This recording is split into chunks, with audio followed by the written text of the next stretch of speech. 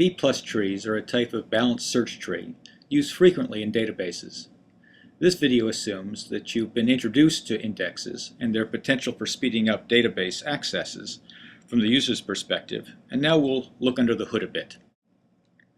A B-plus tree is perfectly balanced in an important respect. All the leaves are at the same depth.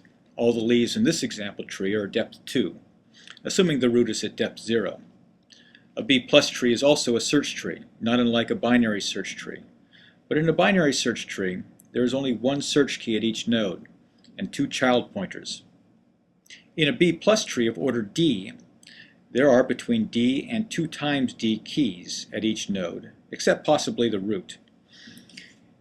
And there are between D plus 1 and 2 times D plus 1 child pointers. So in this B-plus tree of order 2, these internal nodes highlighted in blue have between 2 and 4 keys. In fact, in this particular example, they each have the minimum of 2. In addition, each of the leaves, now highlighted in blue, has between 2 and 4 keys. The key values at leaves are shown here with an asterisk. I am using the asterisk to indicate that there is usually other information associated with a search key. After all, we are using the key to look up some information associated with it.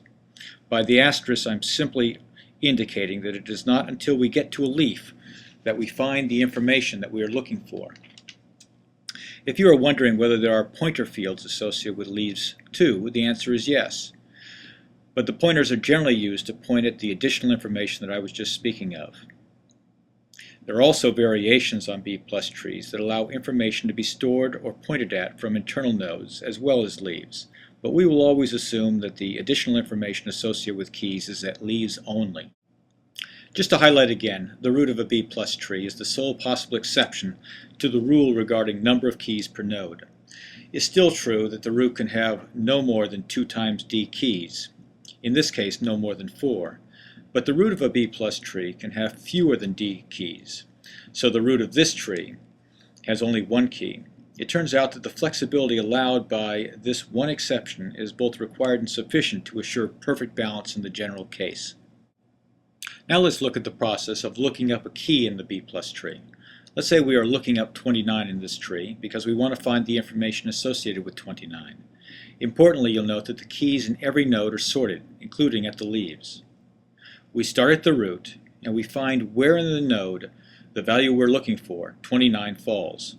29 falls to the right of the root's only search key. And so we take the corresponding link to the root's right child. And at that node, we find again where the value being searched for, 29, falls relative to the node's 2 search keys. In this case, 29 is between 24 and 30. So we follow the corresponding link. And we search the sorted keys at the leaf, and then of course we can access the information associated with the 29 key value, which again I don't show other than using the asterisk to indicate that the information is actually there. Finally, this slide shows an example of a value that is not found at the leaf of a tree. You can verify that when looking up 28, we would follow exactly the same path in this tree as we followed for 29. But in this case, the value we are searching for is not found at the leaf, and so search would fail. In the next video, I'll illustrate insertion into a B-plus tree, and in the videos after that, we'll talk about B-plus trees as indexes into database tables, which is where things really get interesting.